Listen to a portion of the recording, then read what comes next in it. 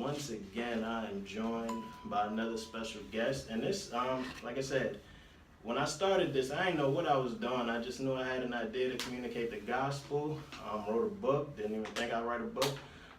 Wanted to market and get that out. And so I decided to create a podcast. Don't know what the heck I'm doing, just kind of YouTube clips, what I'm supposed to do. And just ask people to come labor alongside me. And that's just been a testament of God's faithfulness, that He's bringing people my way who believe in what I'm doing and decide to partner with me. And that is the case for this man right here, who is sitting with me, Emmanuel. Rob Rolak, if you guys remember, we did How Do You Determine Justice? And we had a really good conversation, and he told me about this, I don't want to call it a Bible study, but just those who are serious about the Lord and serious about the Great Commission. He said there's a group of individuals who meet at 5 a.m. in the morning, and just see how we can serve our community by bringing the gospel to them. And I was all down for it, even though I was getting them at 5 a.m., but I'm so glad that I did, because I got to meet some incredible men, even some ladies as well. And one of the individuals that I met was E, and we just kind of hit it off and just could see his hunger and his love for the Lord. And it's just, you're just drawn to that. And so me and E had some really great conversations. I thought he would be a great person to do the podcast with. And by God's grace, I asked him about it. He said, yeah, I'm down. Yeah. He said he's down. And so we are here today with concept number 6. Why do we communicate? And I just want to say thank you, brother. 16. Thank you. 16. 16. Thank you for correcting 16 me. bars. 16. Sweet 16. How are you doing today? And like I said, thank you for being here, my brother. Man, I'm doing good, man. I'm excited. Just able to jump into the book, man. It's really good. Need to get you a copy, burden of proof. So I'm ready to talk, ready to get into it, man. We was texting about everything and just kind of like blown away just by the concepts and just the way that I feel like you touched on a lot of things that obviously people thinking, but it seemed like it was forward thinking too. Or you having great conversations in the street, wherever, but I feel like you touched on a lot of things, especially when it just comes to communication in general. So I was impressed, had my mind spinning and thinking and just was really inspired. I'm always just inspired, man. You just don't know who you run into and what people are doing and how God is using people's gifts. And so it's just a blessing really to be here, to have this opportunity and just to get to know you. I appreciate that so much. And like I said, it's just a testament of God's faithfulness, because like if I don't meet you, I don't know who's going to fill the spot. Yeah. So I'm glad that I was able to communicate and our paths cross. But we're going to jump right into it. Definitely. This is one of the concepts that it doesn't immediately jump out at you. It just seems kind of like, what's the point of you even asking this question? But again, the point that I'm making is that there's universal concepts that any of us can understand. Definitely. And communicating is one of them. And I say communicating is essential to life. Without communication, there would be disorder. In any social setting, people must communicate in order to accomplish anything. Yeah. I say, think about how difficult it would be for a student to learn without someone teaching them, or how complicated it would be for an employee to do their job without somebody instructing them. Better yet, how chaotic would it be if there would be no one there to lead in the event of emergency? And so in each of these social settings, communicating is extremely key. And I say this, the primary reasons why we communicate are to inform and instruct. And I want to get your thoughts on this. I'm always concerned about how I'm articulating these concepts and making sure that my thought flow makes sense. How did you, when you were reading it, when I kind of broke it down between communicating being to inform and instruct, are those like too similar of ideas, or you were able to grasp when I was making a distinction between informing and instructing? Yeah, I think when I first kind of read it, I kind of was thinking a little bit as you was thinking, which is you talked about the why. So you talked a little bit about the why, the what, and the how.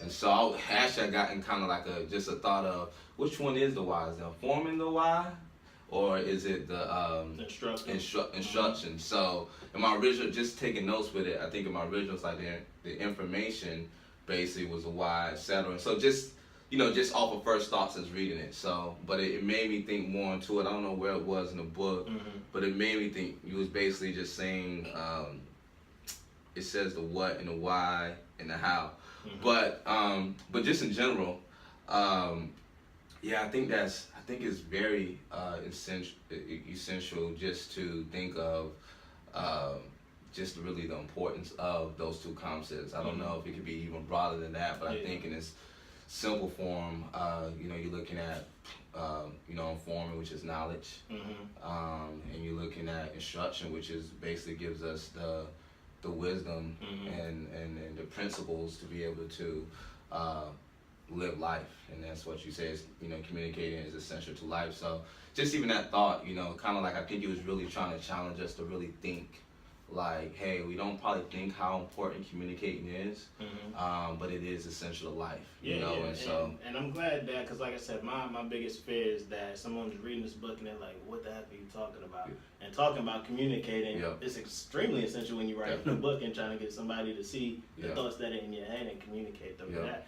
And so the reason that I kind of brought, even though there's probably some overlap between informing and instruction, I kind of took it, as you said, informing, thinking of it, and you could probably use it the synonym educating. And I even kind of went that route where just talking about how essential being informed is, and I just threw out a statistic. I said, in America, 25% of children grow up without learning how to read, and nearly 85% of juveniles who face trial in the juvenile court system are functionally illiterate. And now I don't want to just draw a conclusion between someone who's illiterate and a criminal, but the point that I'm making is that if you're, functionally illiterate, the chances of you finding a job are very slim. And I wanted to ask you this question because you work with kids, and can you speak to how important education is? When you talk about kids, because a lot of times kids just think it's kind of pointless. Why am I going to school? But they don't really understand that, hey, you need to be informed and educated so that you can have a future going forward. Even though you may not think this is important now, it is going to be important in the future. But can you speak to that? Yeah, I think education is very important. As we was thinking about this, and y'all out there, y'all can fact check this. But from what I've always been told, that with my family working in the prison systems, and I think it's maybe even common knowledge now, but it's known that they've been building prisons based on third grade scores, and so that's how they kind of plan out what they're going to need in the future based on scores, so based on people's education, which is similarly something similar to that. So that was the first thing I thought of when it came to just thinking about education in the inner city experience or whatever, the criminal, however you want to put it. But so I work for a community organization, and it's, that's what we build upon. We build upon educating, helping kids who may be 2 to 3 grades behind, and getting them with mentors to be able to get them to where they need to be in that. And then my wife is a teacher, and so I think it's always been important. I think we see that in our culture from just the limited information we've got. The things we argue about even in African American history, and understanding our education, or really being indoctrinated with, whoever tells the story of history, from the Black Panther movement, from even when they was trying to really, they get a bad rap, but they was really trying to educate as well, because they knew that education really empowers people. So I think, that communication, that education piece, really determines how you thrive. And so we also do a thing called Powerful Life, which is basically help kids. It's an 8-week class where we do career and college readiness. And so they even have a scale which shows, based on your education, where your money is going to kind of fall into, like a pyramid of, hey, the lower the education, most likely, you're going to probably fall in this range of just income, And so, we have our successful people who just got, they dropped out of college. We hear those stories all the time. But for the most part, based on education level, is going to really show you thrive in just society, and just for essentialness to life. So. Now, I like what you said just about even history, just knowing, being informed about our history. I know, especially in the Black community, we got that probably overused word woke. Yeah. But it's essentially being well informed. Yeah. Especially if you don't know about your history, what you're destined to repeat it. Yeah. So it's just important, just on just that basic level, just to be informed, because of what helps us to live and survive. I also hit on, and this is what you were talking about before. I said being instructed is equally as important as being informed, and this is how I made the distinction between being informed and instructed. I said being informed helps one navigate the whats and the whys of life. That's what I was saying. I got you, bro. While being instructed deals more with the do's and the don'ts. Regardless of one's worldview, there are certain behaviors that are approved and there are certain behaviors that are not approved. Being instructed is the primary way one distinguishes which behaviors are approved and which ones are not. Failing to be instructed can be harmful and at times fatal. Parents instruct their children not to touch something hot and not to consume something hazardous. And as a father of 3, I don't know if you had any good stories where you had to like lay down the law, where you had to, be the one instructing your children, because we think something is minor, but it's for your benefit. Definitely. So that you learn to survive out here in this life. Do you have any good stories that you could share with us of you having to instruct your children? Oh man, I think one of the things about instructing, and just from a father standpoint, is, it's really outlined just in the word in Ephesians 6 that fathers are to give discipline and instruction, number one. And if you read the book of Proverbs, it's really about, hey son, take these wisdom, take these guidelines, and so I think from a father, just the fact that we are called to communicate too, is just really, really important. So I take it very, very serious, thinking about communicating with just my kids, but I think one of the most important things is I learned, and it's even shaped a lot of, how I see my faith, is you got to say things over and over, and so, I keep it really, really simple, like listen, obey, by the way, with a happy heart.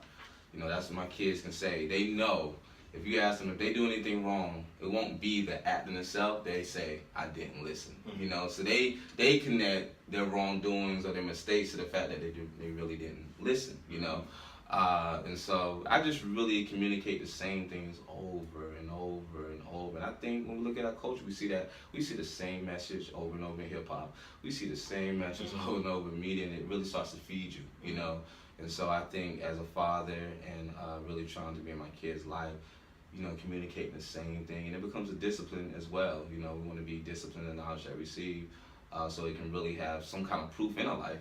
And so for me, just as a father, I can't think of a funny story right now. The funny stories are just when your kids get to the point where they communicate and holding you accountable to the things you say. That's always funny, so I can't think of anything off the top. But when kids, they get to the point where, they hold you, just here's one just right here. I think about this is recently with my daughter. Anybody knows me, I'm always, had the time where, the image of God where it's like, hey, I'm not on time, but he's not there when you want him, but he's always on time, so that's me. I might not be there when you want him, but I'm always on time. So when I tell my daughter, like, hey, like, I'm gonna do it in 1 second. She's counting that 1 second, she's like 1 second. I don't think it's to be funny, but I think she's so used to thinking like it is, she's such a rule follower that, what I say. And so I got to get away from the 1 second, because the 1 seconds in a minute, I'll be there in a minute, it just don't work in my household. They counting every second, every minute, because they want daddy to do something for them. So that's what we at now with communication. That's what's up.